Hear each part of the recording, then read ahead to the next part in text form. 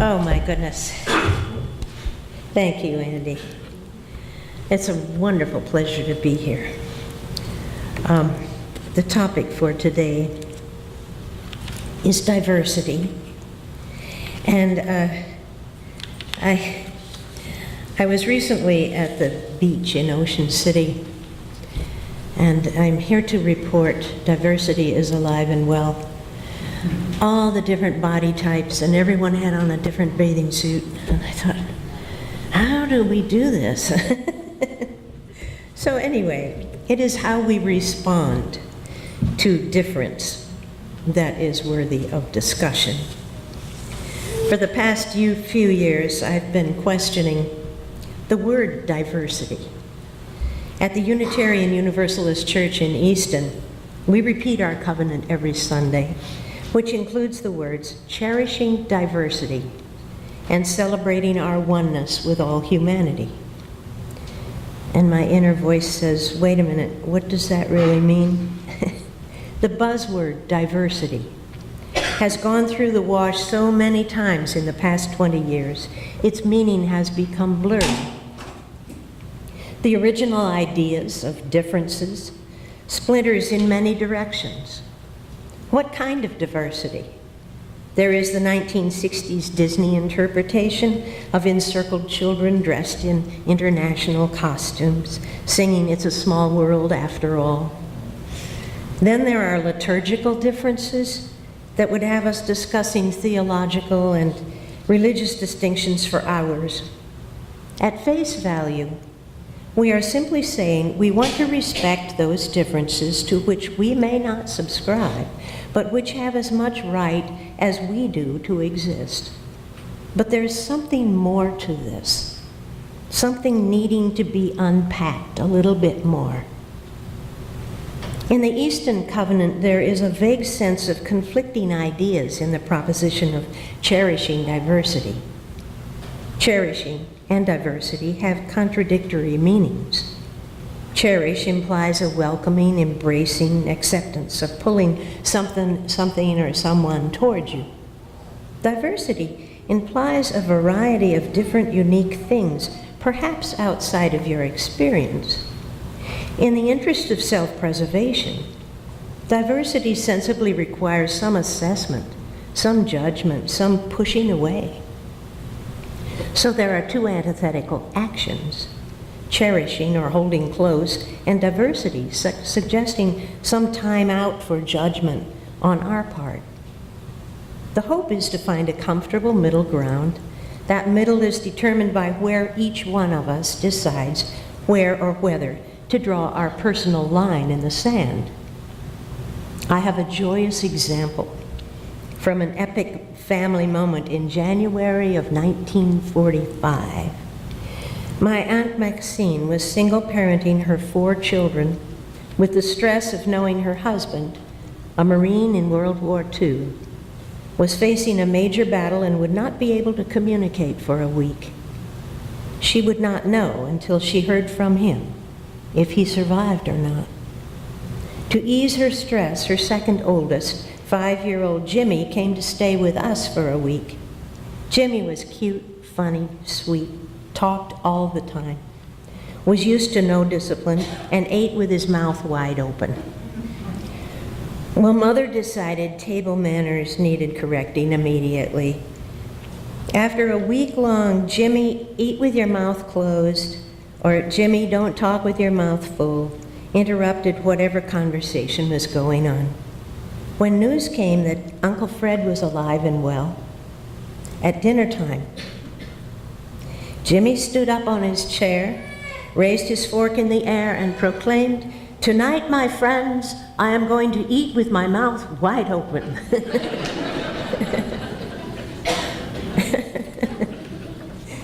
Aside from being a favorite family story, it's a fine example of dealing directly and honestly with style differences while honoring personal integrity.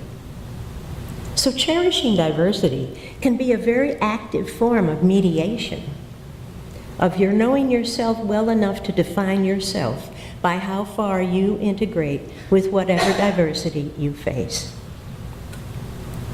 Then, this past February's new politically correct use of the word diversity emerged from disgruntled actors complaining about no diversity in the Screen Actors Guild's selection of nominees for the Oscar, a revised way of saying no African Americans were nominated. The interesting observation in that instance has more to do with the selective use of the word than its meaning. Definitive progress in the evolution from segregation to integration might be marked by movement from the N-word to colored, through black, through African American, to no diversity in the selection. Direct reference to one ethnic group in our society is moving further and further away from separatist labels and softening the divide with more affirmative rhetoric. Removing the Confederate flag from the Capitol grounds in Charleston speaks to the externally softening lines of division. There are other words in our news of the day that dance around the skirts of diversity, especially with the elephant of terrorism in the room and passionate religious fanatics imposing their skewed interpretation of Islam. Multiculturalism has a nice ring to it, edging onto the Disney-esque small world vision. Since first presenting this essay, horrors motivated by differences have been flaring up with insidious regularity. Trayvon Martin, the Freddie Gray riots in Baltimore, the recent tragic Bible school killings on your doorstep, all with the ever-vigilant media seizing every opportunity to fan the flames of a racial divide. Then we have Kris Jenner transitioning, bringing transgender and gays into the picture with same-sex marriage in the headlines. To top it off, we have dredged up the Confederate and Union armies. We are living in the multifecta of diversity. The question is not in defining the meaning of the word, but what we do with it. Georgie Ann Geyer, a syndicated columnist and commentator on international affairs for 40 years, made an interesting observation in her January 28th editorial, using practical multiculturalism. She points to the Charlie Hebdo incident as being a game changer for European attitudes toward Muslim immigrants. She summarized her comments with, quote, "Both Europeans and Americans need to learn that it is not racist to say that different peoples, societies, cultures, races, and religions at any period of history are not the same. They have different memories, experiences, and hopes. Today, common sense tells us to respect them, to respect Islam, but to be practical about hunting down Islamic terrorists, for that is what they are, and also be cautious about enlarging ethnic enclaves where assimilation becomes more and more difficult, if not impossible. Multiculturalism, judging people by their group and not their individuality, and thus sealing them in that group, was always to invite division and disunity into our proven societies. One feels that the Europeans have finally gotten the idea, end quote. The Unitarian flag of interest in that final statement with the words, judging people by their group and not their individuality, thus sealing them in that group, not only reveals how individuality can be erased by categorizing or profiling someone, but how one person in a befouled group can be outcast by ascription. Empowering multiculturalism, then, comes down to individual judgment and can be irretrievably damaged by broadcasting the personal judgment of someone like the infamous Mr. Trump. And as a reminder of its meaning, but now a fine example of abusing diversity, the word bipartisanship infers agreement or cooperation between two political parties that usually oppose each other's politics. We certainly have diversity in Washington, but the cherishing part is being tested. There is another direction of awareness for diversity, and that is in the direction of inner self. What about being kind to and cherishing the many facets of your diverse self? What about doing unto yourself as you wish others would do unto you? Entertain this possibility with me for a moment. Assuming that we vaguely understand the receiving of our DNA package from our parents, realizing that our actions and decisions are shaped and influenced somewhat by the melded proclivity of their inherent DNA. Let's just pretend that every decision we make is influenced by the DNA from both of our parents and both of their respective sets of parents. Keep going with that idea that we carry within ourselves the love, caring, guidance, and advisement of our ancestral tribe of great, great, great, and all the great-grandparents whose collective DNA runs in our veins. If you go back 400 years, that's at the time of the Jamestown colony, the Puritans, and Henry Hudson sailing up his river. We have within ourselves 131,000 mothers and fathers contributing their predispositions to our thought processes. Talk about diversity. Everything you do requires a family reunion.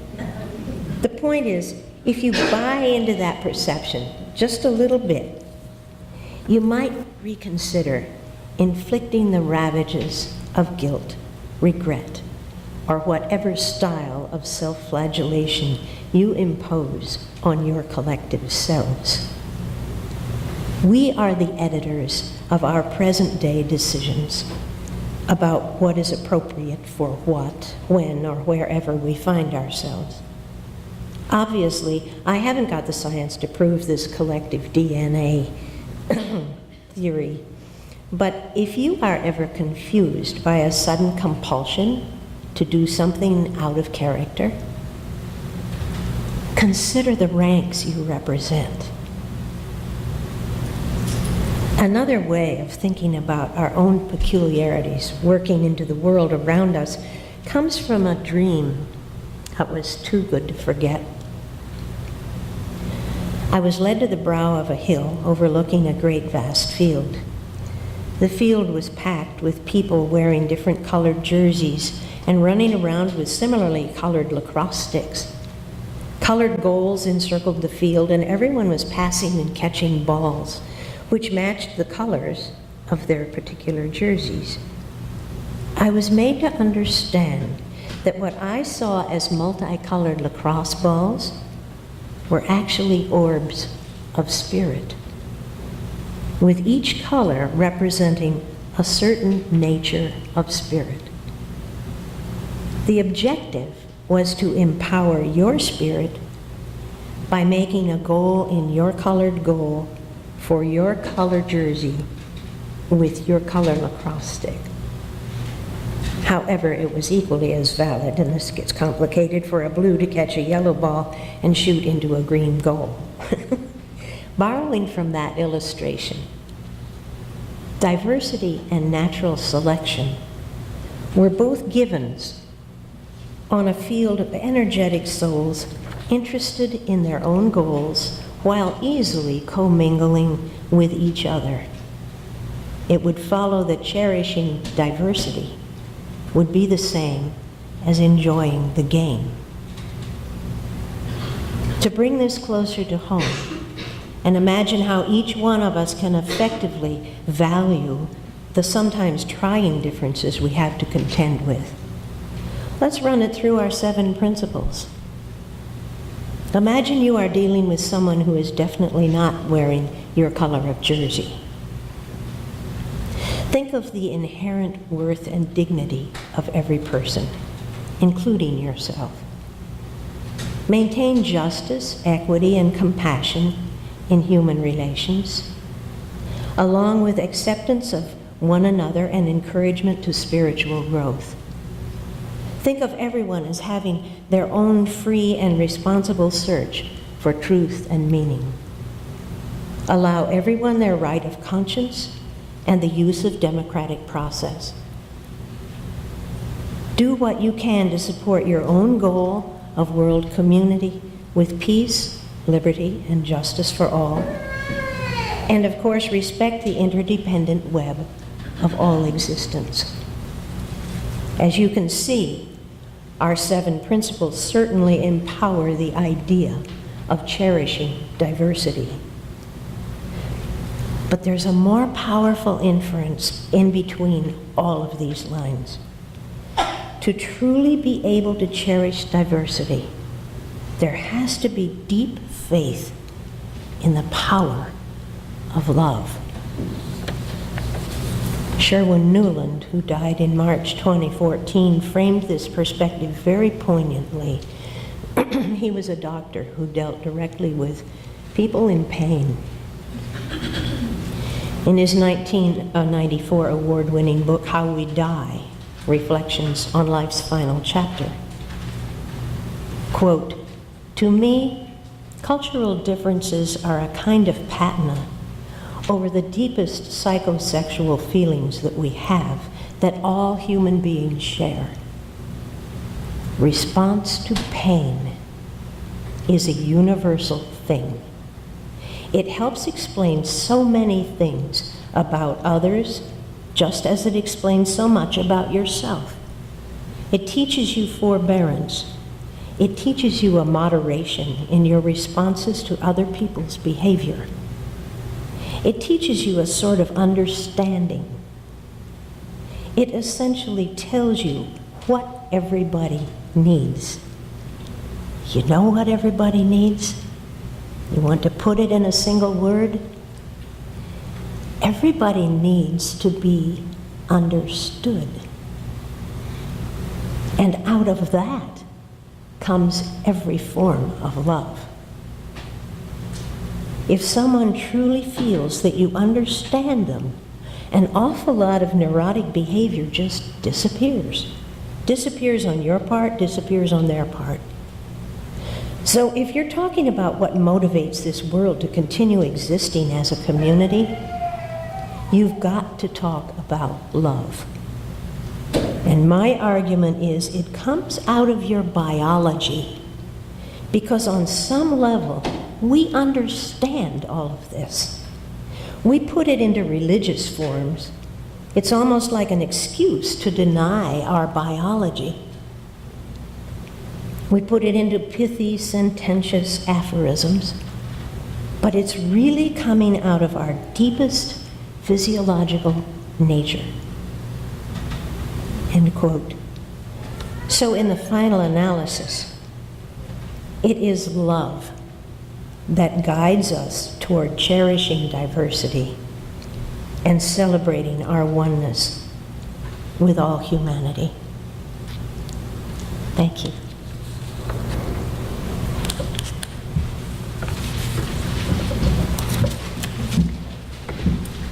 Do we go right?